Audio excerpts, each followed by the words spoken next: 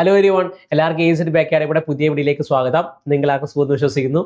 അപ്പം നമ്മൾ ഇന്ന് വന്നിട്ടുള്ളത് നമ്മുടെ ഈ ആഴ്ചത്തെ പ്രധാനപ്പെട്ട കറണ്ട് അഫയേഴ്സ് എന്തെല്ലാമാണ് ഡിസ്കസ് ചെയ്യാൻ വേണ്ടിയിട്ടാണ്.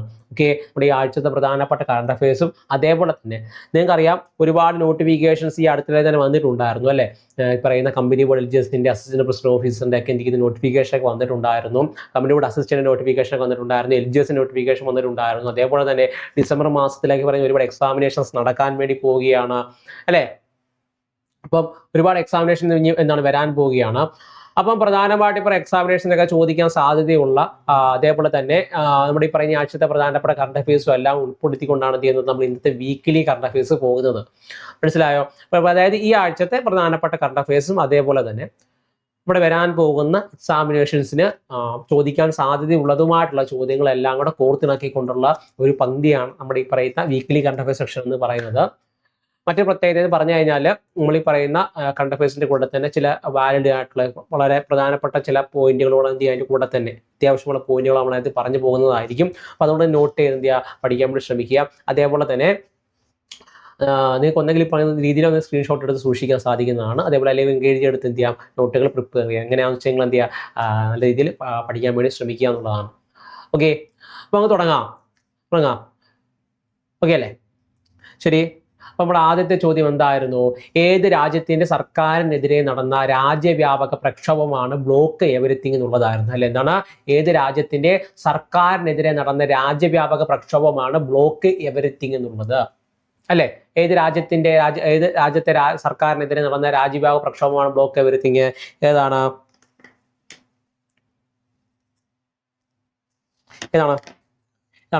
ഫ്രാൻസ് ആണ് അല്ലേ. ഫ്രാൻസ് ആണ് അല്ലേ. നമ്മുടെ ഫ്രാൻസ് ആണ്. നിങ്ങൾക്കറിയാമായിരിക്കും ഫ്രാൻസിന്റെ ഇപ്പോഴത്തെ രാഷ്ട്രീയ സ്ഥിരതയെക്കുറിച്ചൊക്കെ ഒരു പ്രശ്നങ്ങളൊക്കെ നിങ്ങൾക്ക് അറിയാമായിരിക്കും അല്ലേ. കാരണം ഈ പറയുന്ന ഫ്രാൻസിൽ തന്നെയാണ് ഈ അടുത്തിടെ ഉണ്ടായിരുന്ന ഫ്രാൻസിന്റെ പ്രധാനമന്ത്രിമാരൊക്കെ അധികാരമേറ്റ് 1 അല്ലെങ്കിൽ 1.5 വർഷത്തിനുള്ളിൽ തന്നെ എന്ത് ചെയ്യുന്നു, അവർ രാജിവെച്ച് പോകുന്ന ഒരു സംവിധാനം നമ്മൾ എന്ത് ചെയ്യുന്നു കണ്ടു വരുന്ന ഒന്നാണ് അല്ലേ. അപ്പൊ അത്തരത്തില് ഒരു അസ്ഥിരതയിലൂടെ കടന്നു പോകുന്ന ഒരു സമയമാണ് ഫ്രാൻസിന്റെ എന്ന് പറയുന്നത്. അതേപോലെ തന്നെ തൊട്ട് പ്രൈം മിനിസ്റ്ററിനെയൊക്കെ അവർ എന്ത് ചെയ്തു, ഇത്തരത്തില് കുറ്റങ്ങളൊക്കെ ചുമത്തി എന്ത് ചെയ്യുന്നു, അവര് വീട്ടു തടങ്കലിലൊക്കെ എന്ത് ചെയ്യുന്നു വെച്ചിട്ടൊക്കെ ഉണ്ടായിരുന്നു അല്ലെ. അപ്പൊ ഒരുപാട് പ്രശ്നങ്ങളിലൂടെ കടന്നു പോവുകയും അതേപോലെ തന്നെ ഇപ്പൊ അഭയാർത്ഥി പ്രക്ഷോഭങ്ങളൊക്കെ ഉണ്ടാവുന്ന സ്ഥലവും കൂടിയാണ് ഫ്രാൻസ് എന്ന് പറയുന്നത്. അപ്പൊ ഒരുപാട് കലുഷിതമായിട്ടുള്ള പ്രദേശമാണല്ലേ ഫ്രാൻസ്. അപ്പൊ ഈ ഫ്രാൻസിലാണ് എന്ത് ചെയ്യുന്നത്, സർക്കാരിനെതിരെ എന്ത് ചെയ്യുന്നത് രാജ്യവ്യാപക പ്രക്ഷോഭമായിട്ടുള്ള ബ്ലോക്ക് എവരിത്തിങ് എന്ത് ചെയ്ത് നടന്നിട്ടുണ്ടായിരുന്നത്.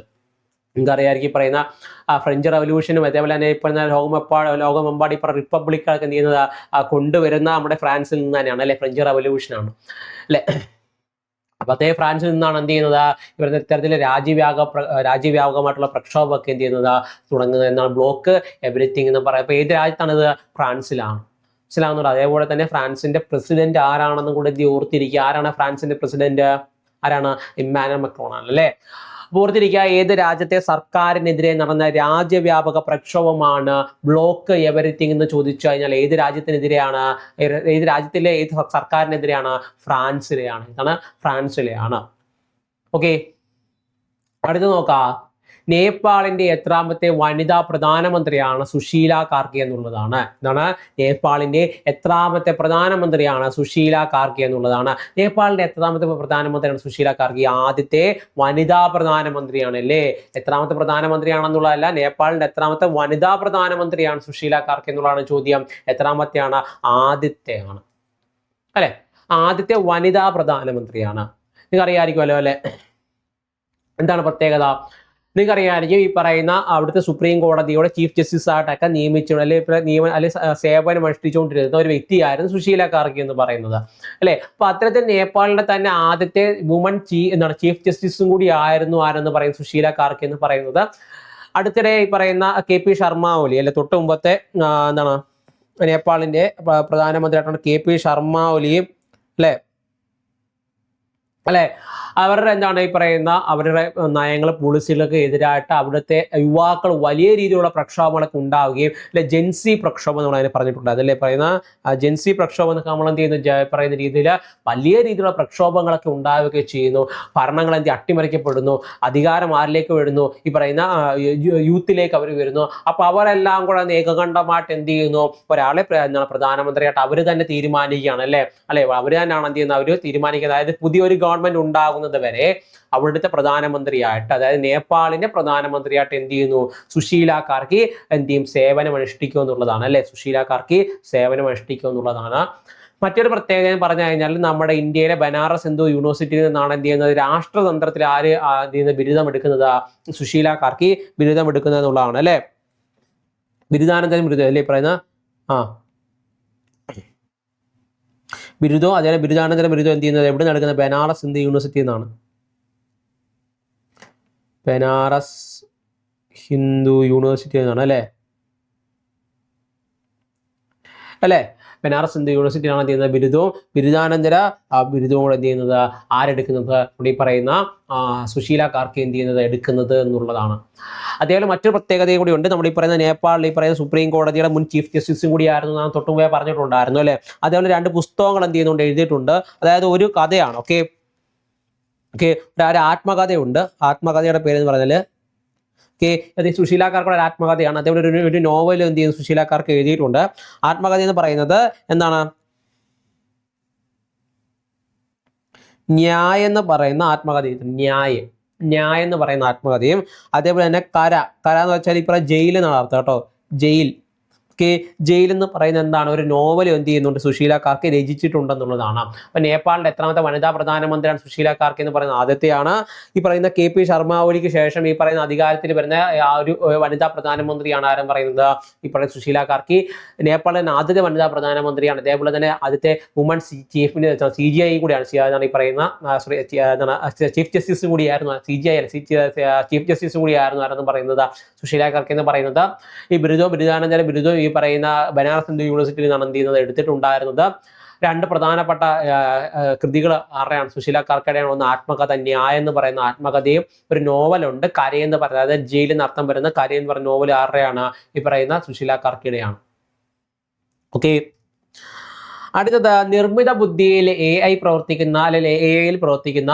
ലോകത്തിലെ ആദ്യ മന്ത്രി ഏത് രാജ്യത്തെയാണ് ചുമതല ഏറ്റതെന്നുള്ളതാണ് അല്ലെ എന്താണ് നിർമ്മിത ബുദ്ധി അല്ലെങ്കിൽ ആർട്ടിഫിഷ്യൽ ഇന്റലിജൻസിൽ പ്രവർത്തിക്കുന്ന ലോകത്തെ ആദ്യ മന്ത്രി ഏത് രാജ്യത്താണ് ചുമതല ഏറ്റതെന്നുള്ളതാണ് അല്ലെ നിർമ്മിത ബുദ്ധി എന്ന് പറയുമ്പോൾ എന്താണ് ആർട്ടിഫിഷ്യൽ ഇന്റലിജൻസ് അല്ലെ ആർട്ടിഫിഷ്യൽ ഇന്റലിജൻസിൽ പ്രവർത്തിക്കുന്ന ലോകത്തിലെ തന്നെ ആദ്യത്തെ മന്ത്രി ഏത് രാജ്യത്താണ് ചുമതല ഏറ്റത് അൽബേനിയയിലാണ് എവിടെയാണത് അൽബേനിയ ഓർത്തിരിക്കുക എവിടെയാണത് അൽബേനിയ ഈ അൽബേനിയയിൽ ഇപ്പൊ എന്താണ് നിയമതയായിട്ടുണ്ടായിരുന്നത് ഇതാണ് എന്താന്ന് പറയുന്നത് നമ്മുടെ AI മന്ത്രി എന്ന് പറയുന്നത് പേരെന്താന്ന് ചോദിച്ചു കഴിഞ്ഞാൽ ഡയല്ല എന്നുള്ളതാണ് എന്താണ് ഡിയല്ല എന്നുള്ളതാണ് എന്ന് പറയുന്നത് ഡിയല്ല എന്നുള്ളതാണ് അതിന്റെ പേരെന്ന് പറയുന്നത് ഓക്കെ ഡിയല്ല എന്നുള്ളതാണ് അവരുടെ പേരെന്ന് പറയുന്നത് ഓക്കെ ഇതിന്റെ അർത്ഥം എന്താണെന്ന് ചോദിച്ചു കഴിഞ്ഞാൽ മീനിങ് എന്താണെന്ന് ചോദിച്ചു കഴിഞ്ഞാൽ എന്താണ് പറയുന്ന സൂര്യൻ എന്നാണ് അർത്ഥം എന്താണ് സൂര്യൻ ഓക്കെ ആണ് പറയുന്ന സൂര്യൻ എന്നാണ് എന്ത് ചെയ്യുന്നത് ഇതിന്റെ അർത്ഥം എന്ന് പറയുന്നത് ഇത് എന്ത് ചെയ്യുന്നത്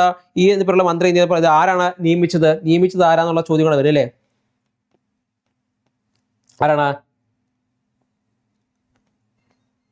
ഈദി റമയാണെന്ന് പറയുന്നത് അവിടുത്തെ PM ആണ് കേട്ടോ പ്രധാനമന്ത്രിയാണ് ഈദി റമയാണെന്ന് പറയുന്നത് ഈ പറയുന്ന അൽബേനിയയിലെ എന്ത് ചെയ്യുന്ന ഡിയല്ല എന്ന് പറയുന്ന ഈ AI മന്ത്രി എന്ത് ചെയ്യുന്നത് അവിടെ അപ്പോയിന്റ് ചെയ്തത് എന്നുള്ളതാണ് ഓക്കെ ഈ ടെൻഡർ ഉൾപ്പെടെയുള്ള വിഷയങ്ങളുണ്ടല്ലോ നമ്മുടെ ടെൻഡർ ഉൾപ്പെടെയുള്ള വിഷയങ്ങളിൽ എന്ത് ചെയ്യുന്നത് ഇവരെ ചുമതല എന്ത് ചെയ്യുന്നു ഏൽപ്പിക്കും എന്നുള്ളതാണ് മനസ്സിലായോ അതേപോലെ തന്നെ ഒരുപാട് കറപ്ഷൻ എന്ത് ചെയ്യുന്നത് കുറയ്ക്കാൻ എന്ത് ചെയ്യും സഹായിക്കും എന്നുള്ളതാണ് പൂർത്തിരിക്കുക നിർമ്മിത ബുദ്ധിയിൽ പ്രവർത്തിക്കുന്ന ലോകത്തിലെ ആദ്യ മന്ത്രി ഏത് രാജ്യത്താണ് ചുമതല ഏറ്റതെന്നുള്ളതാണ് അത് അൽബേനിയയിലാണ് അവരുടെ പേരെന്ന് പറഞ്ഞാൽ DLA എന്നുള്ളതാണ് അവരുടെ പേരെന്ന് പറയുന്ന അർത്ഥം എന്ന് പറയുന്നത് സൂര്യൻ എന്നുള്ളതാണ് ഓക്കെ മനസ്സിലാവുന്നുണ്ടോ അതേപോലെ തന്നെ നിയമിച്ചത് ആരാന്ന് ചോദിച്ചു കഴിഞ്ഞാൽ അവിടുത്തെ പ്രധാനമന്ത്രിയായിട്ടുണ്ടായിരുന്ന ഈദി റമയാണെന്ന് പറയുന്നത് ഇതെന്ത് ചെയ്യുന്നത് അവരെ നിയമിക്കുന്നത് എന്നുള്ളതാണ് ഓക്കെ ഈ പറഞ്ഞ നിർമ്മിത ബുദ്ധി എന്ത് ചെയ്യുന്നത് മിനിസ്റ്റർ എന്ത് ചെയ്യുന്നത് അല്ലെ AI മിനിസ്റ്റർ എന്ത് ചെയ്യുന്നത് നിയമിക്കുന്നത് എന്നുള്ളതാണ് ഓക്കെ പ്രധാനമായിട്ട് ഈ പറയുന്ന ടെൻഡർ മറ്റു കാര്യങ്ങളൊക്കെ ഈ പറഞ്ഞ കറപ്ഷൻ ഇല്ലാതെ തന്നെ നടത്തുക എന്നുള്ളതാണ് 6 ലക്ഷ്യം ഈ പറയുന്ന പുതിയ AI മിനിസ്റ്ററിന്റെ ലക്ഷ്യമെന്ന് പറയുന്നത്. അപ്പോൾ നിർമ്മിത ബുദ്ധിയിൽ പ്രവർത്തിക്കുന്ന ലോകത്തിലെ ആദ്യ മന്ത്രി ഏത് രാജ്യത്താണ് ചുമതലയേറ്റത്? അൽബേനിയയിലാണ്. എവിടെയാണത്? അൽബേനിയയിലാണ്. മനസ്സിലായോ? ഓക്കെ ആണേ.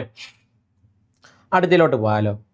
ആഗോള സമ്പന്നരുടെ പട്ടികയിൽ ഒന്നാം സ്ഥാനക്കാരനായിട്ടുണ്ടായിരുന്ന ടെസ്ലയുടെ CEO ആയിട്ടുണ്ടായിരുന്ന ഇലോൺ മസ്കിനെ സമ്പത്തിൽ അടുത്തിടെ മറികടന്നത് ആരാണെന്നുള്ളതാണ് അല്ലെ. എന്താണ്? ആഗോള സമ്പന്നരുടെ പട്ടികയിൽ ഒന്നാം സ്ഥാനത്തുള്ള ടെസ്ലയുടെ CEO ആയിട്ടുണ്ടായിരുന്ന ഇലോൺ മസ്കിനെ സമ്പത്തിൽ അടുത്തിടെ മറികടന്നത് ആരാണ്? ആരാണ് മറികടന്നത്? ലാറി എലിസൺ എന്നുള്ളതാണ്. ആരാണ്? ലാറി എലിസൺ ഒറാക്കിൾ എന്ന് പറയുന്ന കമ്പനിയുടെ അല്ലെ, ഒറാക്കിൾ എന്ന് പറയുന്ന കമ്പനിയുടെ സഹസ്ഥാപകനും അതിന് CEO ആയിട്ടുണ്ടായിരുന്ന ആരാണ്? ഈ പറയുന്ന ലാറി എലിക്സൺ ആണെന്ന് പറയുന്നത്. ഇത്തരത്തില് ഇലോൺ മസ്കിന്റെ ടെസ്ലയുടെ സ്ഥാപനമായിട്ടുണ്ടായിരുന്ന ഇലോൺ മസ്കിനെ എന്ത് ചെയ്യുന്നത്? മറികടന്നുകൊണ്ട് എന്ത് ചെയ്യുന്നത്?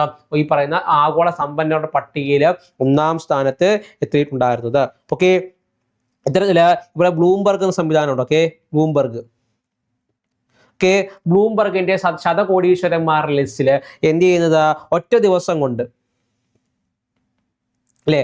ദിവസം കൊണ്ട് ഇത്രയും സമ്പത്ത് ഒരാൾ നേടുന്നത് എന്ത് ചെയ്യുന്ന ആദ്യമായിട്ടാണ്. ഈ പറയുന്ന ബ്ലൂംബർഗ് എന്ന് പറയുന്നവർ പട്ടികയിൽ ഇത്രയും സമ്പത്ത്, അതായത് ഏകദേശം 10,000 കോടിയോളം വരും അല്ലെ. 11,000 കോടിയോളം വരുന്ന എന്താണ് ഡോളറിന്റെ വർധനവാണ് എന്ത് ചെയ്യുന്നത്? ഒറാക്കിളിന് ഉണ്ടായതോടുകൂടിയാണ് എന്ത് ചെയ്യുന്നത്? ഈ പറഞ്ഞ ലാറി എലിക്സൺ എന്ത് ചെയ്യുന്നത്? ഇലോൺ മസ്കിനെ മറികടന്നത് എന്നുള്ളതാണ്. അപ്പൊ ആഗോള സമ്പന്നരുടെ പട്ടികയിൽ ഒന്നാമതെത്തിയിട്ടുള്ള ഒന്നാം സ്ഥാനക്കാരനായിട്ടുള്ള ടെസ്ലയുടെ CEO ഇലോൺ മസ്കിനെ സമ്പത്തിൽ മറികടന്നത് ആരാണ്? ലാറി എലിക്സൺ ആണ്. ആരാണത്? ലാറി എലിക്സൺ. ഒറാക്കിളിന്റെ സഹസ്ഥാപകനും CEO ആയിട്ടുണ്ടായിരുന്ന ലാറി എലിക്സൺ എന്ന് പറയുന്നത് 11,100 കോടി രൂപ എന്ത് ചെയ്തു? വളരെ പെട്ടെന്ന് തന്നെ അവർക്ക് ഉണ്ടായതാണ്. ഒരു പെട്ടെന്നുള്ള ഉയർച്ചയാണ് എന്ത് ചെയ്യുന്നത്? ഇലോൺ മസ്കിനെ മറികടന്ന് എന്ത് ചെയ്യുന്നത്? ഇവരാളെ ഈ പറയുന്ന ലാറി എലിക്സൺ എന്ത് ചെയ്യുന്നത്? ലോക സമ്പന്നരുടെ പട്ടികയിൽ ഒന്നാം സ്ഥാനത്ത് എന്ത് ചെയ്യുന്നത്? എത്തിക്കാനുള്ള കാരണം എന്ന് പറയുന്നത് ബ്ലൂംബർഗിന്റെ പട്ടിക പ്രകാരമാണെങ്കിൽ ഇത്രയും പെട്ടെന്ന് തന്നെ പറഞ്ഞ ഒന്നാം സ്ഥാനത്ത് എന്ത് ചെയ്യുന്നത്? ഒരു അതിസമ്പന്ന പട്ടികയിൽ ഒന്നാം സ്ഥാനത്ത് നിന്ന് വ്യക്തിയായിട്ട് മാറി ആരെന്ന് പറയുന്നത്? ലാറി എലിക്സൺ എന്ന് പറയുന്നത്. അദ്ദേഹത്തിന്റെ ഏതാണ് കമ്പനി? ഒറാക്കിൾ എന്നാണ് കമ്പനിയുടെ പേര്. എന്താണ്? ഒറാക്കിൾ എന്നുള്ളതാണ് അദ്ദേഹത്തിന്റെ കമ്പനിയുടെ പേരെന്ന് പറയുന്നത്. അപ്പൊ എന്താണ് ഓർക്കുക? എന്താണ്? ആഗോള സമ്പന്നരുടെ പട്ടികയിൽ ഒന്നാം സ്ഥാനക്കാരനായിട്ടുള്ള ടെസ്ലയുടെ CEO ഇലോൺ മസ്കിനെ സമ്പത്തിൽ അടുത്തിടെ മറികടന്നത് ആരാണ്? ലാറി എലിക്സൺ ആണ്. 11,100 കോടി രൂപ എന്ത് ചെയ്തു? പെട്ടെന്ന് അവർക്ക് എന്ത് ചെയ്യുന്നു? വന്നതാണ്. അല്ലെങ്കിൽ അതിന് ഉയർച്ചയാണ് എന്ത് ചെയ്യുന്നത്? ഈ പുള്ളി എന്ത് ചെയ്യുന്നത്? ഒന്നാം സ്ഥാനക്കാരനായിട്ട് മാറ്റിയിട്ടുണ്ടായിരുന്നത്. ഒറാക്കിളിന്റെ സഹസ്ഥാപകനാണ്. ബ്ലൂംബർഗിന്റെ പട്ടികയിൽ വളരെ പെട്ടെന്ന് തന്നെ എന്ത് ചെയ്യും? ഈ പറഞ്ഞ സമ്പന്നരുടെ പട്ടികയിൽ ഒന്നാം സ്ഥാനത്ത് വ്യക്തി കൊണ്ടാണ് ആരെന്ന് പറയുന്നത്? ലാറി എലിക്സൺ എന്ന് പറയുന്നത്. അടുത്ത നോക്കിയാലോ. സംസ്ഥാന സർക്കാരിന്റെ കത്തിടപാടുകളിൽ മുഖ്യമന്ത്രിയെയും മന്ത്രിമാരെയും പരാമർശിക്കുമ്പോൾ പേരിന് മുന്നിൽ ബഹുമാനം സൂചിപ്പിക്കുന്നത് ഏത് വിശേഷണം കൂടി ചേർക്കണമെന്നാണ് പൊതുഭരണ വകുപ്പിന്റെ ഉത്തരവ് എന്നുള്ളതാണ് അല്ലെ. സംസ്ഥാന സർക്കാരുമാർക്ക് എന്ത് ചെയ്യും? നമ്മൾ പൊതുവെ എന്ത് ചെയ്യുന്നുണ്ട്? കത്തുകൾ അയക്കാറുണ്ട് അല്ലെ. ഇപ്പം സംസ്ഥാന സർക്കാരൊക്കെ ഈ പറയുന്ന മുഖ്യമന്ത്രിക്കായാലും മറ്റു മന്ത്രിമാർക്കായാലും നമ്മൾ എന്ത് ചെയ്യുന്നുണ്ട്? ഈ പറയുന്ന നമ്മൾ ആവശ്യങ്ങളൊക്കെ ഉന്നയിച്ചുകൊണ്ട് കത്തുകൾ നമ്മൾ എന്ത് ചെയ്യുന്നുണ്ട്? അയക്കാറുണ്ട് അല്ലെ. അപ്പൊ അത്തരത്തില് കത്തുകൾ അയക്കുന്ന സമയങ്ങളിൽ ബഹുമാന പുരസ്സരം എന്ത് ചെയ്യുന്നുണ്ട്? ഇനിയും ഏത് വിശേഷണവും കൂടി ചേർക്കണമെന്നാണ് എന്ത് ചെയ്യുന്നത്? പൊതുഭരണത്തിന്റെ ഉത്തരവ് എന്നുള്ള പൊതുഭരണ വകുപ്പിന്റെ ഉത്തരവ് എന്നുള്ളതാണ്. ബഹുമാനപ്പെട്ട അല്ലെ, ബഹു അല്ലെ. നമ്മൾ പറയാറുണ്ട്. ഇപ്പൊ ഒരു കത്ത് എഴുതുമ്പോൾ നമ്മുടെ ഡേറ്റ് എന്ത് ചെയ്യും? മറ്റു കാര്യങ്ങളൊക്കെ കഴിഞ്ഞ ശേഷം നമ്മൾ എന്ത് ചെയ്യും? കാര്യങ്ങളൊക്കെ കഴിഞ്ഞ ശേഷം പറയും ബഹുമാനപ്പെട്ട അല്ലെ. ബഹുമാനപ്പെട്ട എന്ന് പറഞ്ഞാൽ എന്ത് ചെയ്യുന്നത്? അപ്പൊ പറയുന്ന മിനിസ്റ്റർ അല്ലെ, ഇപ്പൊ ഇന്ന് മിനിസ്റ്റർ എന്നിട്ടാണ് നമ്മൾ ചെയ്യുന്നത് കത്ത് അങ്ങോട്ട് എഴുതി പോകുന്നത് അല്ലെ. ഇതാണ് ഈ കത്ത് നമ്മൾ എന്ത് ചെയ്യുന്നത്? പൊതുവായിട്ട് എഴുതുന്നത്. ഇപ്പൊ അത്തരത്തില് കത്തുകൾ എഴുതുന്ന സമയങ്ങൾ എന്താണ്? ഇത്തരത്തിൽ സല്യൂട്ടേഷൻ രീതി എന്ത് ബഹുമാനപ്പെട്ട എന്നുള്ളതിനെ സൂചിപ്പിക്കുന്നത് ബഹു അല്ലെ. ഇതെന്ത് ചെയ്യണം? ഇത്തരത്തിലുള്ള സംവിധാനം എന്ത് ചെയ്യണം? ഉൾപ്പെടുത്തണം എന്നുള്ളതാണ് എന്ത് ചെയ്യുന്നത്? പൊതുഭരണ വകുപ്പിന്റെ ഉത്തരവ് എന്നുള്ളതാണ്. മനസ്സിലായോ? സംസ്ഥാന സർക്കാരിന്റെ കത്തിടപാടുകൾ മുഖ്യമന്ത്രിയും മന്ത്രിമാരെയും പരാമർശിക്കുന്ന സമയങ്ങളിൽ പേരിന് മുൻപിൽ ബഹുമാനം സൂചിപ്പിക്കുന്നതിന്റെ ഭാഗമായിട്ട് ഏത് വിശേഷണം കൂടി ചേർക്കണം എന്നുള്ളതാണ് പൊതുഭരണ വകുപ്പിന്റെ ഉത്തരവ്. ബഹുമാനപ്പെട്ട എന്നുള്ള ബഹു അല്ലെ പറയുന്ന രീതിയിൽ എന്താണ്? ഇപ്പൊ ഒരു മന്ത്രിയെ നമ്മൾ എടുക്കുകയാണെങ്കിൽ ഓക്കെ, ഇപ്പൊ നമ്മളിപ്പോ നമ്മുടെ CM ആയിട്ടുണ്ടായിരുന്ന നമ്മുടെ പിണറായി വിജയൻ അല്ലേ ആണ്. ഇപ്പൊ പുള്ളി അദ്ദേഹത്തിന്റെ പേര് എടുക്കുകയാണെങ്കിൽ അതിന് മുമ്പായിട്ട് നമ്മൾ എന്ത് ചെയ്യണം? ഈ പറയുന്ന ബഹു എന്നുള്ള രീതിയിൽ പറയുന്ന ബഹുമാനപ്പെട്ട എന്നുള്ള അർത്ഥം വരുന്നത് ബഹു എന്നുള്ള രീതിയിൽ എന്ത് ചെയ്യണം? ചേർക്കണം എന്നുള്ളതാണ്. മനസ്സിലായോ? ഓർക്കുക എന്താണ്? സംസ്ഥാന സർക്കാരിന്റെ കത്തിടപാടുകളിൽ മുഖ്യമന്ത്രി മന്ത്രിമാരെ പരാമർശിക്കുന്ന സമയങ്ങളിൽ പേരിന് മുമ്പിൽ ബഹുമാനം സൂചിപ്പിക്കുന്ന വിശേഷണം കൂടി ചേർക്കണമെന്ന് എന്ത് ചെയ്ത് ഭരണവകുപ്പിന്റെ ഉത്തരവ് എന്നുള്ളതാണ്. എന്താണ്? ബഹു എന്നുള്ള രീതിയിലാണ് സൂചിപ്പിക്കുന്നത്. എന്താണ്? ബഹു. ഓക്കെ ആണല്ലോ. ഓർത്തിരിക്കുക. അടുത്ത എന്താണ്? 2025 സെപ്റ്റംബർ 11 അന്തരിച്ച PP തങ്കച്ചൻ ഏത് കാലത്താണ് കേരള നിയമസഭയുടെ സ്പീക്കർ പദവി വഹിച്ചിരുന്നത് എന്നുള്ളതാണ് അല്ലെ. 2025 സെപ്റ്റംബർ 11 അന്തരിച്ച PP തങ്കച്ചന് ഏത് കാലത്താണ് കേരള നിയമസഭയുടെ സ്പീക്കർ പദവി വഹിച്ചിരുന്നത് എന്നുള്ളതാണ്. 1991 1995 കാലഘട്ടങ്ങളിൽ എന്താണ് കേരള നിയമസഭയുടെ സ്പീക്കറായിട്ട് എന്ത് ചെയ്തു സേവനം അനുഷ്ഠിച്ച വ്യക്തിയാണ് ആരെന്ന് പറയുന്നത് PP തങ്കച്ചൻ എന്ന് പറയുന്നത് അല്ലെ. എന്താണ് PP തങ്കച്ചൻ എന്ന് പറയുന്നത്. എന്നാണ് PP തങ്കച്ചൻ എന്ന് പറയുന്നത്. അദ്ദേഹം 2020 സെപ്റ്റംബർ 11 എന്ത് ചെയ്യുന്നത് 11 എന്ത് ചെയ്യുന്നത് PP തങ്കച്ചൻ എന്ത് ചെയ്യുന്നത് അന്തരിക്കുന്നത് എന്നുള്ളതാണ്. 1982 മുതൽ 19 വർഷം നിയമസഭയിൽ പെരുമ്പാവൂർ മണ്ഡലത്തിലുണ്ടല്ലോ, നമ്മുടെ പെരുമ്പാവൂർ മണ്ഡലത്തിന്റെ എന്താണ് അല്ലെ മണ്ഡലത്തെ റെപ്രസെന്റ് ചെയ്ത വ്യക്തിയാണ് ആരെന്ന് പറയുന്നത് PP തങ്കച്ചൻ എന്ന് പറയുന്നത്. അപ്പൊ 52 മുതൽ 19 എന്നാണ് പറയുന്ന 19 വർഷത്തോളം ഈ പറയുന്ന പെരുമ്പാവൂർ മണ്ഡലത്തിൽ റെപ്രസെന്റ് ചെയ്ത വ്യക്തിയാണ് ആരെന്ന് പറയുന്നത് PP തങ്കച്ചൻ എന്ന് പറയുന്നത്. പ്രധാനമായിട്ട് പുള്ളിയുടെ കാലത്തുള്ള ഭരണപരിഷ്കാരം എന്ന് പറഞ്ഞു കഴിഞ്ഞാൽ ഈ പറയുന്ന ചെറുകിട കർഷകർക്ക് ഈ പറയുന്ന വൈദ്യുതി സൗജന്യമായിട്ട് വൈദ്യുതി സൗജന്യമാക്കി എന്ത് ചെയ്യുന്നത് 1995 ഈ പറയുന്ന ആന്റണിയുടെ സർക്കാർ സമയങ്ങളിൽ ഈ പറയുന്ന എന്താണ് ചെറുകിട വ്യവസായികൾക്ക് പ്രധാന കൃഷിക്കാർക്ക് എന്ത് ചെയ്യുന്നത് വൈദ്യുതി സൗജന്യമായിട്ട് നൽകുന്നത് കാലഘട്ടമാണ് ഈ പറയുന്ന ആന്റണി സർക്കാരിന്റെ കാലഘട്ടത്തിലെ ഈ പറയുന്ന PP തങ്കച്ചൻ കൃഷി വകുപ്പ് മന്ത്രിയായിട്ട് സമയങ്ങളാണ് എന്ത് ചെയ്യുന്നത് അദ്ദേഹം നടപ്പിലാക്കുന്നത് എന്നുള്ളതാണ്. ഓർക്കുക 2020 സെപ്റ്റംബർ 11 അന്തരിച്ച PP തങ്കച്ചൻ ഏത് കാലത്താണ് കേരള നിയമസഭയുടെ സ്പീക്കർ പദവി വഹിച്ചിരുന്നത് എന്നുള്ളതാണ്. 1995 കാലഘട്ടങ്ങളിലാണ്. 1982 ഈ പറഞ്ഞ 19ഓളം വർഷം ഈ പറഞ്ഞ പെരുമ്പാവൂരില് എന്താണ് പെരുമ്പാവൂർ മണ്ഡലം എന്താണ് കേന്ദ്രീകരിച്ച് ഈ പറയുന്നത് എന്ത് ചെയ്തു റെപ്രസെന്റ് ചെയ്ത വ്യക്തിയാണ് ആരെന്ന് പറയുന്നത് PP തങ്കച്ചൻ എന്ന് പറയുന്നത്. അതേപോലെ ആന്റണി സർക്കാരിന്റെ കാലഘട്ടങ്ങളിൽ ഈ പറയുന്ന വൈദ്യുതി ചെറുകിട വ്യവസായികൾക്ക് ഈ പറയുന്ന വൈദ്യുതി ഫ്രീ ആയിട്ട് നൽകുന്നതിന് എന്ത് ചെയ്യുന്നത് ഇനിഷ്യേറ്റീവ് ഒക്കെ എടുത്ത അന്നത്തെ ഈ പറയുന്ന കാർഷിക മന്ത്രി ആരെന്ന് പറയുന്നത് PP തങ്കച്ചൻ എന്ന് പറയുന്നത് എന്നുള്ളതാണ്. മനസ്സിലായോ? ഓക്കെ, അടുത്ത് നോക്കിയാലോ. കേരളത്തിലെ ഏത് രാഷ്ട്രീയ കക്ഷി അടുത്തിടെ ആരംഭിച്ച യൂട്യൂബ് ചാനലാണ് കനൽ എന്ന് പറയുന്നത്? എന്താണ് പറയുന്നത്? അടുത്തിടെ ഏത് രാഷ്ട്രീയ കക്ഷി എന്ത് ചെയ്യുന്നത് ആരംഭിച്ചിട്ടുണ്ടായിരുന്നു യൂട്യൂബ് ചാനലാണെന്ന് പറയുന്നത് കനൽ എന്ന് പറയുന്നതാണ് അല്ലെ. കനൽ എന്ന് പറയുന്നത് നോക്കിയാലോ ഏതാണ്? CPI ആണ്. എന്താണ്? CPI ആണല്ലേ. അപ്പൊ കേരളത്തിലെ ഏത് രാഷ്ട്രീയ കക്ഷി അടുത്തിടെ ആരംഭിച്ച യൂട്യൂബ് ചാനലാണെന്ന് പറയുന്നത് ഈ പറയുന്ന കനൽ എന്ന് പറയുന്നതാണ്. കനൽ എന്താണ്? കനൽ എന്നാണ് അതിന്റെ പേരെന്ന് പറയുന്നത്. അപ്പോൾ ഓർത്തിരിക്കുക, കേരളത്തിലെ ഏത് രാഷ്ട്രീയ കക്ഷി അടുത്തിടെ ആരംഭിച്ച യൂട്യൂബ് ചാനലാണ് എന്ന് പറയുന്നത് കനൽ എന്ന് പറയുന്നത് ആരാണ്? CPI ആണ്. എന്താണ്? നമ്മുടെ CPI ആണ്. ഓക്കെ, എന്താണ്? CPI ആണ്. അപ്പോൾ ഓർത്തിരിക്കുക എന്താണ്? CPI ആണ്. ഏതാണ്? CPI ആണ്. ഈ പറയുന്ന യൂട്യൂബിന്റെ ഒക്കെ ചിഹ്നം എന്താണ്? ചുവപ്പാണ്. അപ്പൊ അങ്ങനെയൊക്കെ എന്ത് വെച്ച് ഓർത്തിരിക്കുക. ഓക്കെ, എന്താണ്? ഓർത്തിരിക്കുക. അപ്പൊ കേരളത്തിലെ ഏത് രാഷ്ട്രീയ കക്ഷി അടുത്തിടെ ആരംഭിച്ച യൂട്യൂബ് ചാനലാണ് എന്താണ്? കനൽ എന്ന് പറയുന്നുള്ളായിരുന്നു. കനലല്ലേ? എന്താണ്? കനൽ എന്ന് പറയുന്നതാണ് CPI ആണ്. ഓർത്തിരിക്കുക എന്താണ്? CPI. Okay, communist party of India എന്നറിയപ്പെടുന്ന CPI. ഒന്നുകൂടെ ആവർത്തിക്കുകയാണ്. കേരളത്തിലെ ഏത് രാഷ്ട്രീയ കക്ഷി അടുത്തിടെ ആരംഭിച്ച യൂട്യൂബ് ചാനലാണ് കനൽ എന്ന് പറയുന്നത്? ആരുടെയാണത്? CPI-യുടെയാണ്. ആരുടെയാണ്? CPI-യുടെയാണ്. അടുത്ത് നോക്കിയാലോ. മിസോറാമിലെ ആദ്യത്തെ റെയിൽ പാത സെപ്റ്റംബർ 13 ഉദ്ഘാടനം ചെയ്യപ്പെട്ടു. അതിന്റെ പേര് എന്താണെന്നുള്ളതായിരുന്നു അല്ലെ. മിസോറാമിൽ ഈ പറയുന്ന രീതിയിൽ അടുത്തിടെ എന്ത് ചെയ്യുന്നു റെയിൽവേ പാത എന്ത് ചെയ്യുന്നു ഉദ്ഘാടനം ചെയ്തിട്ടുണ്ടായിരുന്നു. അതിന് നൽകിയിട്ടുണ്ടായിരുന്ന പേര് ഏതാണെന്നുള്ളതാണ്. അതിന് നൽകിയിട്ടുണ്ടായിരുന്ന പേര് ഏതാണെന്നുള്ളതായിരുന്നു. നിങ്ങൾക്ക് അറിയാമായിരിക്കും ഈ പറഞ്ഞ മിസോറാമിനെ അടുത്ത കാലഘട്ടങ്ങളിലാണ് എന്ത് ചെയ്യുന്നത് ഇന്ത്യയുടെ റെയിൽവേ മാപ്പിൽ എന്ത് ചെയ്യുന്നത് ഉൾപ്പെടുത്തുന്നുള്ളതാണ്. നോർത്ത് ഈസ്റ്റേൺ സ്റ്റേറ്റുകൾ പ്രധാനമായിട്ട് എന്ത് ചെയ്യുന്നില്ല റെയിൽവേ മാപ്പിൽ ഉണ്ടായിരുന്നില്ല എന്നുള്ളതാണ് അല്ലെ. എല്ലാ സ്റ്റേറ്റിനും അത് ഉൾപ്പെടുത്തിയിട്ടില്ലായിരുന്നു. പത്രത്തിൽ മിസോറാമിനെ ഈ പറയുന്ന റെയിൽവേയുടെ മാപ്പിൽ എന്ത് ഉൾപ്പെടുത്തുകയായിരുന്നു അടുത്ത് നടന്ന ഇനിഷ്യേറ്റീവിലൂടെ. അത്തരത്തില് മിസോറാമിലെ ആദ്യത്തെ റെയിൽവേ പാതയായിട്ടുള്ള സെപ്റ്റംബർ 13 ഉദ്ഘാടനം ചെയ്യപ്പെട്ടത് ഏതാണെന്നുള്ളതാണ്. ഏതാണ്? ബൈറാബി സെയ്റാങ് പാലമാണ്. ബൈറാബി സെയ്റാങ് എന്ന് പറയുന്നതാണ് അല്ലെ. പറയുന്ന റെയിൽവേ പാത ഏതാണ്? ബൈറാബി സെയ്റാങ് എന്നുള്ളതാണ്. ബൈറാബി സെയ്റാങ് എന്ന് പറയുന്നതാണ്. മൊത്തത്തിൽ 51.38 കിലോമീറ്റർ ദൈർഘ്യമുള്ള പാതയാണെന്ന് പറയുന്നത് അല്ലെ. എന്തുമായിട്ട് ബന്ധിപ്പിക്കുന്നത്? എന്തിനാണ് ബന്ധിപ്പിക്കുന്നത്? തലസ്ഥാനമായിട്ടുള്ള ഐസ്വാളിനെയാണ്. മിസോറാമിന്റെ തലസ്ഥാനമായിട്ടുള്ള പറയുന്ന ഐസ്വാളുമായിട്ടാണ് എന്ത് ചെയ്യുന്നത് ബന്ധിപ്പിക്കുന്നത് എന്നുള്ളതാണ്.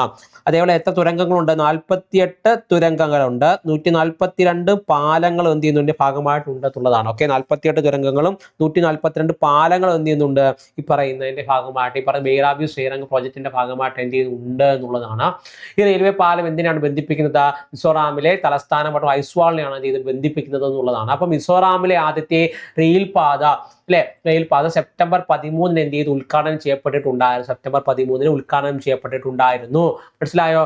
മൊത്തത്തിൽ 51.38 കിലോമീറ്റർ ദൈർഘ്യമുള്ള പറയുന്ന എന്താണ് ഒരു പാത എന്ന് പറയുന്നത് എന്തിനാണ് ബന്ധിപ്പിക്കുന്നത്?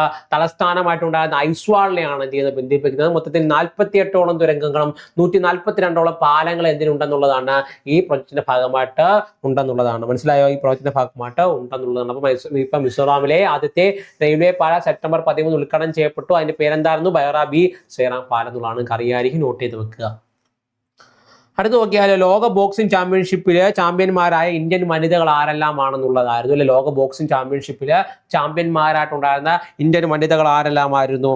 ആരാണ്? ഈ പറയുന്ന ജെസ്മിൻ ലംബോറിയും മീനാക്ഷി ഹുഡയാണ് അല്ലെ. എന്താണ്? ജെസ്മിൻ ലംബോറിയും മീനാക്ഷി ഹുഡയാണ് അല്ലെ. നോക്കുക, 52 കിലോഗ്രാം വിഭാഗത്തിലാണ് ചെയ്യുന്നത് പറഞ്ഞ ജസ്മിൻ ലംബോറി എന്ത് ചെയ്യുന്നത് പങ്കെടുത്തിട്ട് ഉണ്ടായിരുന്നുള്ളതാണ്. അവരെന്ത് ചെയ്തു? 1ാം സ്ഥാനമാണ് എന്ത് ചെയ്യുന്നത് ലഭിച്ചിട്ടുള്ളത്. അല്ലെങ്കിൽ പറഞ്ഞ 1ാം സ്ഥാനം എന്ത് ചെയ്യുന്നത് പറഞ്ഞ ആർക്ക് ലഭിച്ചത്? ജസ്മിൻ ലംബോറിക്ക് എന്ത് ചെയ്യുന്നത് ലഭിച്ചിട്ട് ഉണ്ടായിരുന്നുള്ളതാണ്. ഓക്കെ, അതേപോലെ തന്നെ മീനാക്ഷി ഹുഡ എന്ന് പറയുന്നത് 48 കിലോഗ്രാം വിഭാഗത്തിലാണ് എന്ത് ചെയ്യുന്നത് ലോക ചാമ്പ്യനായിട്ട് എന്ത് ചെയ്യുന്നത് മാറിയിട്ടുണ്ടായിരുന്നുള്ളൂ. ഓക്കെ, ഇവർ രണ്ടുപേരും എവിടെ നിന്നുള്ളവരാണ്? ഹരിയാനക്കാരാണ്. ഇവിടെയാണ് ഹരിയാനക്കാരാണ് എന്ത് ചെയ്യുന്നത് രണ്ടുപേരും എന്ന് പറയുന്നത്. അപ്പൊ ലോക ബോക്സിംഗ് ചാമ്പ്യൻഷിപ്പിൽ ചാമ്പ്യന്മാരായിട്ടുള്ള ഇന്ത്യൻ വനിതകൾ ആരെല്ലാമാണ്? ജസ്മിൻ ലംബോറിയും മീനാക്ഷി ഹുഡയുമാണ്. ഓക്കെ, എന്താണ്? രണ്ട് ഹരിയാന സ്വദേശികളാണ്. ജസ്മിൻ ലംബോറി 52 കിലോഗ്രാം വിഭാഗത്തിലും മീനാക്ഷി ഹുഡ 48 കിലോഗ്രാം വിഭാഗത്തിലാണ് എന്ത് ചെയ്യുന്നത് പങ്കെടുത്തിട്ട് ഉണ്ടായിരുന്നത്. എവിടെ വെച്ചാണ് ഇത് നടന്നത്? എവിടെ വെച്ചാണ് നടന്നത്? പറയുന്ന ഇംഗ്ലണ്ടിലെ ലിവർപൂളിൽ വെച്ചാണ് അല്ലെ. ഇംഗ്ലണ്ടിലെ ലിവർപൂളിൽ വെച്ചാണ് എന്ത് ചെയ്യുന്നത് മത്സരം എന്ത് ചെയ്യുന്നത് നടന്നിട്ട് ഉണ്ടായിരുന്നത് എന്നുള്ളതാണ്. ഇംഗ്ലണ്ടിൽ ലിവർപൂൾ വെച്ചുള്ള മത്സരം നടന്നിട്ടുണ്ടായിരുന്നു. അപ്പോൾ ലോക ബോക്സിംഗ് ചാമ്പ്യൻഷിപ്പിലെ ചാമ്പ്യന്മാരായിട്ടുള്ള ഇന്ത്യൻ വനിതകൾ ആരെല്ലാമാണെന്നുള്ളതാണ്. ആരാണ്? ജസ്മിൻ ലംബോറിയും മീനാക്ഷി ഹുഡയുമാണ്. ജസ്മിൻ ലംബോറി 52 കിലോഗ്രാം വിഭാഗത്തിലും മീനാക്ഷി ഹുഡ 48 കിലോഗ്രാം വിഭാഗത്തിലാണ് എന്ത് ചെയ്യുന്നത് ഉള്ളത് എന്നുള്ളതാണ്. ഇവർ രണ്ടുപേരും എന്ത് ഹരിയാന സ്വദേശികളാണ്. അതേപോലെ എന്ത് ചെയ്തു? ഇംഗ്ലണ്ടിൽ ലിവർപൂളിലാണ് എന്ത് ചെയ്യുന്നത് മത്സരം നടന്നിട്ടുണ്ടായിരുന്നത് എന്നുള്ളതാണ്. അടുത്ത് നോക്കിയാലോ, ദുബായിൽ നടന്ന ഏഷ്യ കപ്പ് ക്രിക്കറ്റ് മത്സരത്തിലെ എത്ര വിക്കറ്റിനാണ് ഇന്ത്യ പാകിസ്ഥാനെ തോൽപ്പിച്ചത് എന്നുള്ളതാണ് അല്ലെ. ഈ അടുത്തിടെ നടന്നിട്ടുണ്ടായിരുന്ന ദുബായിൽ വെച്ച് നടന്നിട്ടുണ്ടായിരുന്ന ഏഷ്യ കപ്പ് ക്രിക്കറ്റ് മത്സരത്തിൽ എത്ര വിക്കറ്റിനാണ് ഇന്ത്യ പാകിസ്ഥാനെ തോൽപ്പിച്ചത്? 7 വിക്കറ്റിനാണ്. എത്ര വിക്കറ്റിനാണ്? 7 വിക്കറ്റിനാണ് അല്ലെ. ആരായിരുന്നു ക്യാപ്റ്റൻ? ഇപ്പം സൂര്യകുമാർ യാദവ് ആയിരുന്നു അല്ലെ.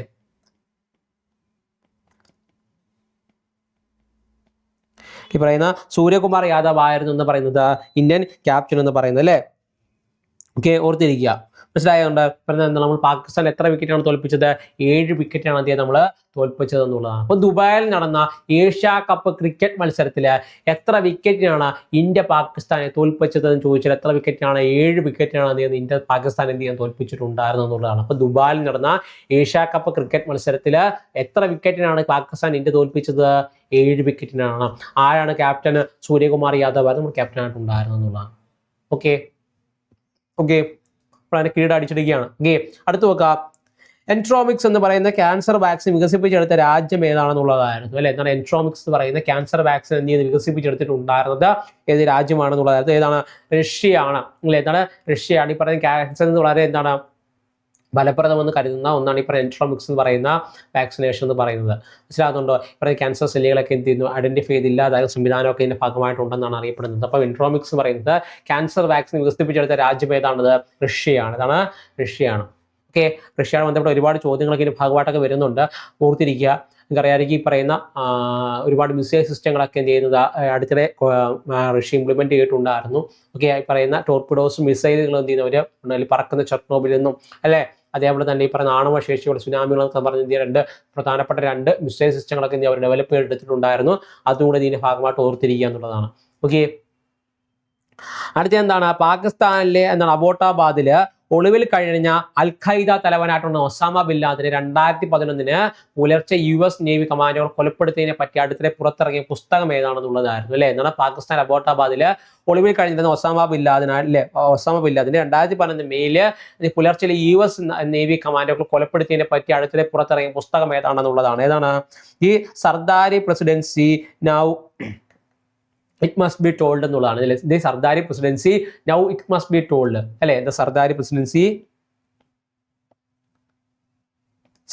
പ്രസിഡൻസി അല്ലെ now it must be told അല്ലെ.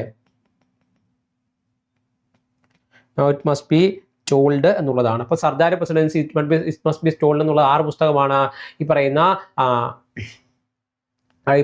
കമാൻഡ് ഓപ്പറേഷൻസിനെ കുറിച്ച് എന്ത് ചെയ്യുന്നത് എഴുതിയിട്ടുണ്ടായിരുന്ന പുസ്തകമാണ്. ആരെയാണ് ഈ പറയുന്ന ഫത്തുള്ള ബാബറിന്റെ ആണ് ഈ പുസ്തകം എന്ന് പറയുന്നത്. ഓക്കെ എന്താണ് ഫത്തുള്ള ബാബറിന്റെ ആണെന്ന് പറയുന്നത് പുസ്തകം എന്ന് പറയുന്നത്. ഓക്കെ എന്താണ് അതിന് പ്രത്യേകത പറയുന്നത് അല്ലേ? ഈ പറയുന്ന അക്കാലത്ത് ഈ പറയുന്ന പ്രസിഡന്റ് ആയിട്ടുണ്ടായിരുന്ന ആസിഫ് അലിയുടെ അല്ലേ, ആസിഫ് അലി സർദാരിയുടെ വക്താവും വിശ്വസ്തനുമായിട്ടുണ്ടായിരുന്ന ഫർഹത്തുള്ളയാണെന്ന് പറയുന്നത് അതിന്റെ രചയിതാവ് എന്ന് പറയുന്നത്. ആരാണ്? ഫർഹത്തുള്ള അല്ലേ, ഫർഹത്തുള്ള ബാബർ ആണ് ഇതിന്റെ രചയിതാവ് എന്നുള്ളതാണ്.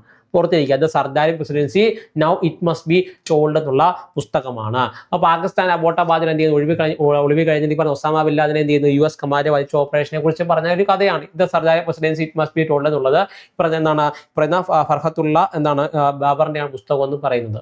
ഓക്കെ മനസ്സിലായോ? അടുത്തത് റിലയൻസ് ഇൻഡസ്ട്രിയൽ റിലയൻസിന്റെ വന്യജീവി പുനരധിവാസ കേന്ദ്രമായിട്ടുള്ള വൻതാര, ഈ പറയുന്ന വൻതാര എന്നുള്ളതാണ് അല്ലേ. എന്തായാലും ജാംനഗറിലാണ്, ഗുജറാത്തിലാണ്. അടുത്തിടെ വാർത്താ പ്രാധാന്യം നേടിയത് എന്തുകൊണ്ടാണെന്നുള്ളതായിരുന്നു. നമുക്കറിയാം എന്തുകൊണ്ടാണ് ഈ പറഞ്ഞ നിയമലംഘനം നടത്തുമെന്നുള്ള പൊതു താല്പര്യ ഹർജിയിൽ സുപ്രീം കോടതി എന്ത് തള്ളിയതിലൂടെയാണ് എന്ത് ചെയ്യുന്നത് പിന്നെ നിന്ന് അറിഞ്ഞിട്ടുണ്ട്. അതിൽ ഈ പറയുന്ന നിയമലംഘനം ഈ പറയുന്ന ആനന്ദ് അംബാനിയാണ് ഇത് നടത്തിക്കൊണ്ട് പോകുന്നത്. അംബാനിയുടെ മകനായിട്ട് ആനന്ദ് അംബാനി അല്ലേ, ആനന്ദ് അംബാനിയാണ് എന്ത് ചെയ്യുന്നത് ഈ പറഞ്ഞ വൻതാര എന്ന് പറയുന്ന ഈ ഒരു ഇനിഷ്യേറ്റീവ് വന്ന് നടത്തിക്കൊണ്ട് പോകുന്നത്. അപ്പോൾ റിലയൻസ് ഇൻഡസ്ട്രീസിലെ ഇൻഡസ്ട്രീസിന്റെ വന്യജീവി പുനരധിവാസ കേന്ദ്രമായിട്ടുള്ള വൻതാര ജാംനഗർ ഗുജറാത്തിലാണ്. അടുത്തിടെ വാർത്താ പ്രാധാന്യം നേടിയത് എന്തുകൊണ്ടാണ് നിയമലംഘനം നടത്തുന്നുവെന്നും പൊതു താല്പര്യ ഹർജിയിൽ എന്ത് സുപ്രീം കോടതി തള്ളിയതിലൂടെയാണ് എന്ത് ചെയ്യുന്നത് അത് വാർത്താ പ്രാധാന്യം പിന്നെ എന്ത് ചെയ്യുന്നത് നേടിയിട്ട് ഉണ്ടായിരുന്നത് എന്നുള്ളതാണ്. ആറ് കീഴിലാണ് റിലയൻസിന് കീഴിലുള്ള ഈ പറഞ്ഞ അദ്ദേഹത്തിന്റെ മകനായിട്ടുണ്ടായിരുന്ന അംബാനിയുടെ മകനായിട്ടുണ്ടായിരുന്ന ആനന്ദ് അംബാനിയാണ് എന്ത് ചെയ്യുന്നത് ഇത് നടത്തിക്കൊണ്ട് പോകുന്നത് എന്നുള്ളതാണ്. അടുത്ത് നോക്കിയേ, അടുത്തിടെ അന്തരിച്ച ശങ്കർ കൃഷ്ണമൂർത്തി അല്ലെ ഏത് നിലയിൽ അറിയപ്പെട്ട വ്യക്തിയാണെന്നുള്ളതാണ്. അടുത്തിടെ അന്തരിച്ചിട്ടുള്ള ഈ പറയുന്ന ശങ്കർ കൃഷ്ണമൂർത്തി ഏത് നിലയിൽ അറിയപ്പെട്ട വ്യക്തിയാണെന്നുള്ളതാണ്. ഏത് നിലയിലാണ്? ഏതാണ്? പരസ്യ കലാകാരനാണ്. ഈ പറയുന്നതാണ് മഴ വന്നാൽ പൂപ്പിക്കൂടാന്നൊക്കെ പറയുന്നൊരു പാട്ടൊക്കെ ഉണ്ടല്ലോ അല്ലേ. അപ്പൊ ആ പാട്ടൊക്കെ എന്ത് ചെയ്യുന്നത് വളരെ സക്സസ്ഫുൾ ആയിട്ടുണ്ടായിരുന്ന ഒരു വ്യക്തിയും കൂടിയായിരുന്നു ആരെന്ന് പറയുന്നത് ശങ്കർ കൃഷ്ണമൂർത്തി എന്ന് പറയുന്നത് അല്ലേ. ഇത് പറയുന്നത് മഴ വന്ന പൂപ്പിക്കൂടാന്നൊക്കെ നമ്മൾ കേട്ടിട്ടുള്ള ആ ഒരു പരസ്യമൊക്കെ ചെയ്തിട്ട് ഈ പറഞ്ഞ ശങ്കർ കൃഷ്ണമൂർത്തിയുടെയാണ്. അപ്പൊ അടുത്തിടെ അന്തരിച്ച ശങ്കർ കൃഷ്ണമൂർത്തി ഏത് നിലയിൽ അറിയപ്പെട്ട വ്യക്തിയാണെന്നുള്ളതാണ്. ആരാണ്? ഈ പറയുന്ന ആ പരസ്യ കലാകാരനായിട്ടുള്ള വ്യക്തിയാണ്. പരസ്യ കലാകാരനുള്ള വ്യക്തിയാണ്. ഓക്കെ അടുത്ത് നോക്കിയാലോ, വ്യോമസേനയുടെ ഏറ്റവും ആധുനിക റഫേൽ യുദ്ധവിമാനത്തിൽ പറക്കുന്ന ആദ്യ രാഷ്ട്രപതി ആരാണെന്നുള്ളതായിരുന്നു അല്ലെ. വ്യോമസേനയുടെ ഏറ്റവും ആധുനിക റഫേൽ യുദ്ധവിമാനത്തിൽ പറക്കുന്ന ആദ്യ രാഷ്ട്രപതി ആരാണ്? ഈ പറയുന്ന ദ്രൗപദി മുർമുവാണ് അല്ലെ. ആരാണ്? ദ്രൗപദി മുർമുവാണ്. ഓക്കെ ഇപ്പൊ വ്യോമസേനയുടെ ഏറ്റവും അത്യാധുനികമായിട്ടുള്ള റഫേൽ യുദ്ധവിമാനമായിട്ടുള്ള റഫേലിൽ പറഞ്ഞ ആദ്യ രാഷ്ട്രപതി ആരാണത്? ദ്രൗപദി മുർമുവാണ്. ആദ്യകാലങ്ങളായിട്ട് ഈ പറയുന്ന ആദ്യമായിട്ട് പറയുന്ന രാഷ്ട്രപതി പറഞ്ഞ ആരാണ്? ഇപ്പൊ അത് അബ്ദുൽ കലാം ആണ് അല്ലെ. അതിനുശേഷമാണ് എന്ത് ചെയ്യുന്നത് രാഷ്ട്രപതി എന്ത് ചെയ്യുന്നത് ദ്രൗപദി മുർമു എന്ത് ചെയ്യുന്നത് ഈ പറയുന്ന രീതിയിൽ പറക്കുന്നത് എന്നുള്ളതാണ്. അപ്പൊ വ്യോമസേനയുടെ ഏറ്റവും ആധുനിക റഫേൽ യുദ്ധവിമാനത്തിൽ പറക്കുന്ന ആദ്യ രാഷ്ട്രപതി ആരാണത്? ദ്രൗപദി മുർമുവാണ്. ആരാണ്? ദ്രൗപദി മുർമുവാണ്. ഓർത്തിരിക്കുക. അടുത്തത് ഇന്ത്യൻ നേവി ഏറ്റവും ഒടുവിലായിട്ട് കമ്മീഷൻ ചെയ്ത നേവൽ ബേസുകൾ ഏതെല്ലാമാണെന്നുള്ളതായിരുന്നു. ഇന്ത്യൻ നേവി ഏറ്റവും ഒടുവിലായിട്ട് കമ്മീഷൻ ചെയ്തിട്ടുണ്ടായിരുന്ന നേവൽ ബേസ് ഏതാണെന്നുള്ളതായിരുന്നു. എന്താണ്? ആരവല്ലി. ഇവിടെയാണ് ആരവല്ലി എന്നാണ് നേവൽ ബേസിന്റെ പേരെന്നുള്ളതാണ്. എന്താണ്? ആരവല്ലി എന്നാണ് എന്ത് ചെയ്യുന്നത് നേവൽ ബേസിന്റെ പേരെന്നുള്ളതാണ്. സെപ്റ്റംബർ 12-നാണ് എന്ത് ചെയ്യുന്നത് ഇത് ഈ കമ്മീഷൻ ചെയ്തത്. സെപ്റ്റംബർ 12-നാണ് ഇത് കമ്മീഷൻ ചെയ്തിട്ടുണ്ടായിരുന്നത്. എന്തിനാണ് ആരവല്ലി എന്ന് ചോദിച്ചു കഴിഞ്ഞാൽ ആരവല്ലി പർവ്വതനിരകളുണ്ടല്ലോ, ആരവല്ലി പർവ്വതനിരകൾ പറയുന്ന ഗുജറാത്ത്, രാജസ്ഥാൻ, ഹരിയാന, ഡൽഹി വരെ നീണ്ടു കിടക്കുന്ന ആരവല്ലി പർവ്വതനിരകളാണ് എന്ത് ചെയ്യുന്നത് അതിന്റെ ഒരു ഇതിൽ വെച്ചിട്ടാണ് എന്ത് നൽകിയിട്ടുണ്ടായിരുന്നത്. ഇതിന് ആരവല്ലി എന്നുള്ള പേര് എന്ത് നൽകിയിട്ടുണ്ടായിരുന്നത്. സ്ഥിതി ചെയ്യുന്നത് ഗുരുഗ്രാമിലാണ്. അതാണ് പറയുന്ന ഹരിയാനയിലെ ഗുരുഗ്രാമിലാണ് സ്ഥിതി ചെയ്യുന്നത്. അപ്പൊ ഇന്ത്യൻ നേവിയുടെ ഏറ്റവും ഒടുവിലായിട്ട് കമ്മീഷൻ ചെയ്ത നേവൽ ബേസ് ഏതാണത്? ആരവല്ലിയാണ്. ഗുരുഗ്രാം അവിടെയാണ്, ഹരിയാനയിലാണ്. ഓക്കെ അടുത്ത വിവിധ മേഖലകളിൽ മികച്ച സംഭാവന നൽകിയ സ്ഥാപനങ്ങളും വ്യക്തികൾക്കും നൽകുന്ന സ്വദേശ് സമ്മാൻ ബഹുമതി നേടിയ കേരളത്തിലെ പൊതുമേഖലാ സ്ഥാപനം ഏതാണെന്നുള്ളതായിരുന്നു. ഏതാണെന്ന്? KSFE ആണ്. KSFE ആണ് അല്ലേ. ഇപ്പോൾ KSFE Kerala state financial enterprises എന്നറിയപ്പെടുന്ന KSFE ആണ്.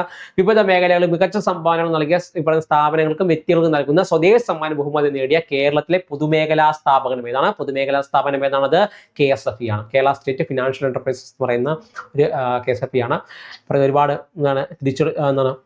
വരവ് വളരെ ഉള്ള അല്ലെ ഒരുപാടുള്ള ഒരു കേരള സർക്കാർ സ്ഥാപനം കൂടിയാണ് KSFE എന്ന് പറയുന്നത് അല്ലെ. അടുത്ത നോക്കുക, ദക്ഷിണ കൊറിയയുടെ പരമോന്നത ബഹുമതിയായിട്ടുള്ള grand order of the Mugunghwa നൽകി ആദരിച്ച ആദ്യ അമേരിക്കൻ പ്രസിഡന്റ് ആരാണെന്നുള്ളതാണ്. ആരാണത്? ഡൊണാൾഡ് ട്രംപ് ആണ്. ആരാണത്?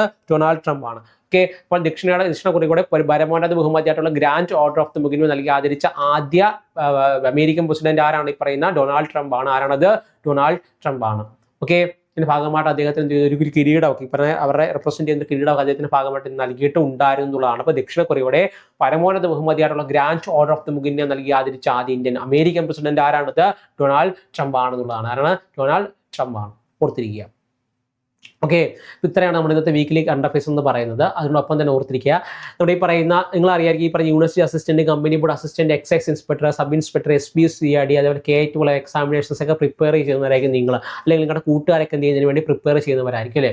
അപ്പോൾ അങ്ങനെ പ്രിപ്പയർ ചെയ്യുന്നവരാണ് നിങ്ങളെങ്കിൽ നമ്മുടെ ഈസി ബാക്കാണ് നിങ്ങൾക്ക് വേണ്ടിയിട്ട് ഈ പറയുന്ന ഒറ്റ കോഴ്സിൽ 6 പരീക്ഷകൾ പാസ്സാക്കുന്ന ഒരു പുതിയൊരു ബാച്ചോടെ നമ്മൾ വന്നിട്ടുണ്ടായിരുന്നു. അപ്പോൾ നമ്മുടെ പ്രത്യേകത എന്താണെന്ന് പറഞ്ഞു കഴിഞ്ഞാൽ ഡെയിലി സ്റ്റഡി പ്ലാൻ ഉണ്ട്, ലൈവ് പ്ലസ് റെക്കോർഡ് ക്ലാസ്സുകളുണ്ട്, ഡെയിലി മോക്ക് ടെസ്റ്റ് ഉണ്ട്, സ്പെഷ്യൽ കറണ്ട് അഫയർ സെക്ഷൻസ് ഉണ്ട്, സ്പെഷ്യൽ ടോപ്പിക് സെക്ഷൻസ് ഉണ്ട്, മെന്റർഷിപ്പ് സപ്പോർട്ടും എല്ലാം പ്രൊവൈഡ് ചെയ്യുന്ന ഒരു കംപ്ലീറ്റ് കവറേജ് ആണ് നിങ്ങൾക്ക് നമ്മൾ പ്രൊവൈഡ് ചെയ്യുന്നത് എന്നുള്ളതാണ്. ഇപ്പോൾ ഈ പറയുന്ന കോഴ്സിലേക്ക് ജോയിൻ ചെയ്യാൻ താല്പര്യമുണ്ടെങ്കിൽ EZB അക്കാഡമിയുടെ ആപ്പ് പ്ലേ സ്റ്റോറിൽ ആപ്ഷൻ അവൈലബിൾ ആണ്. നിങ്ങൾക്ക് എന്ത് ഈ പറയുന്ന രീതിയിൽ ഒന്നിൽ ഈ പറയുന്ന എന്ത് ചെയ്യാൻ പറ്റും, ഈ ആപ്പ് ഡൗൺലോഡ് ചെയ്തതിനു ശേഷം കോഴ്സ് പർച്ചേസ് ചെയ്യാം. അതേപോലെ കോഴ്സുമായിട്ട് ബന്ധപ്പെട്ടോ ക്ലാസ്സുമായിട്ട് ബന്ധപ്പെട്ടോ എന്ത് സംശയം ഉണ്ടായാൽ നമ്മൾ ഈ താഴെ കാണുന്ന നമ്പറിൽ വിളിച്ച് കോൺടാക്ട് ചെയ്ത് മതി എന്ത് ചെയ്യും നമ്മൾ അതിനുള്ള ഉത്തരം നൽകുന്നത് ആയിരിക്കും എന്നുള്ളതാണ്. അതേപോലെ തന്നെ പുതിയ അപ്ഡേറ്റുകളൊക്കെ വരുന്ന സമയങ്ങളിൽ അറിയാൻ താല്പര്യമുള്ളവരാണ് നിങ്ങളെങ്കിൽ എന്ത് ചെയ്യാം, തൊട്ട് താഴെയായിട്ട് ടെലിഗ്രാം ഗ്രൂപ്പിൽ ലിങ്ക് താഴെ കൊടുത്തിട്ടുണ്ടെങ്കിൽ എന്ത് ചെയ്യാം, അവിടെ നിന്ന് ജോയിൻ ചെയ്യാൻ സാധിക്കുന്നതാണ്. അതേപോലെ തന്നെ എന്ത് ഡൗട്ടോ സജഷൻ എന്തെങ്കിലും ഉണ്ടെങ്കിൽ നമ്മളുമായിട്ട് പങ്കുവയ്ക്കാൻ താല്പര്യമുണ്ടെങ്കിൽ എന്ത് ചെയ്യാം, തൊട്ട് താഴെയായിട്ട് എന്ത് ചെയ്യാം ഗൂഗിൾ ഫോമിലെ ലിങ്കും കൊടുത്തിട്ടുണ്ട്. നിങ്ങൾക്ക് എന്ത് ചെയ്യാം, അവിടെ കയറിയതിനു ശേഷം ഈ പറയുന്ന രീതിയിൽ നിങ്ങൾക്ക് എന്ത് ചെയ്യാം ഡൗട്ട് സജഷൻ അവർ രേഖപ്പെടുത്താവുന്നതാണ്. അപ്പോൾ അതുകൊണ്ട് മറ്റൊരു കാര്യം പറയട്ടെ, കോഴ്സിലേക്ക് പെട്ടെന്ന് തന്നെ ജോയിൻ ചെയ്യാൻ ശ്രമിക്കുക. ഒരുപാട് എന്താണ് കോമ്പറ്റീവ് അസിസ്റ്റൻ്റ് നോട്ടിഫിക്കേഷൻ വന്നിട്ടുണ്ട്, നല്ല രീതിയിൽ പഠിച്ചുറങ്ങേണ്ട ആവശ്യമാണ്. ഓക്കെ, അപ്പോൾ എന്ത് ചെയ്യുക, ഉടനെ തന്നെ എന്ത് ചെയ്യുക, താഴെ നമ്പറിൽ കോൺടാക്ട് ചെയ്ത് നമ്മളെ വിളിക്കാൻ ശ്രമിക്കുക. ഓക്കെ, നിങ്ങളെ നല്ല ദിവസം ആശംസിക്കുകയാണ്.